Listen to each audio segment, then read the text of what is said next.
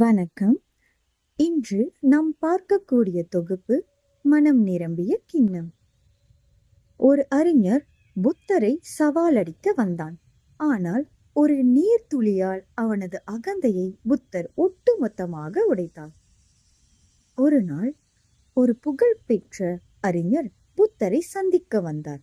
இவர் வேதங்கள், உபநிடதங்கள், தர்ம நூல்கள் என நூற்றுக்கணக்கான புத்தகங்களை வாசித்திருந்தவர், நுண்ணறிவு கொண்டவர்.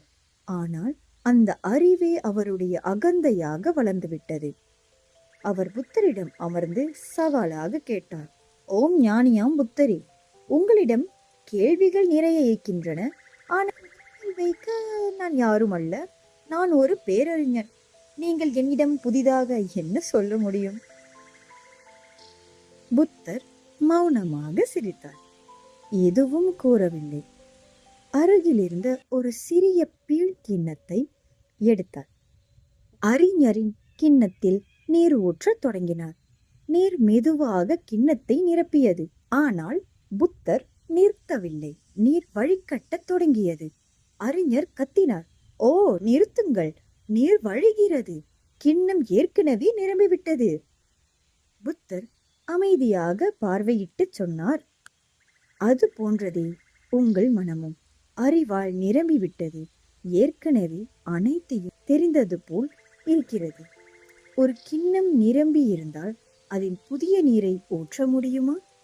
அதேபோல் நீங்கள் உங்கள் மனதை காலியாக்கவில்லை என்றால் புதிய ஞானத்தை எப்படி ஏற்க முடியும்? அறிஞர் சில நொடிகள் மௌனமாக இருந்தார். அவர் அகந்தை அங்கு விழுந்தது. அவர் பணிவுடன் குனிந்து புத்தரிடம் வேண்டினார். புத்தரே, இப்போது என் மனம் காலியாக இருக்கிறது. தயவு செய்து எனக்கு உங்கள் ஞானத்தை கற்றுத்தாருங்கள். புத்தர் மெதுவாக திரும்பி அவரை பார்த்து அமைதியாக தலையசைத்தார். இந்த கதையிலிருந்து நாம் என்ன தெரிந்து கொள்கிறோம் என்றால், அறிவை பெற முதலில் அகந்தையை விட்டுவிட வேண்டும். ஒரு மனம் நிரம்பி இருப்பின் அதில் புதிய உண்மைகள் ஊற முடியாது. காலியான கிண்ணம்தான் புதிய நீரை ஏற்கும். அதேபோல் தன்னம்பிக்கை கொண்டாலும் பணிவும் கூடவே இருக்க வேண்டும். அப்போதுதான் நாம் வளர்ச்சி பெற முடியும்.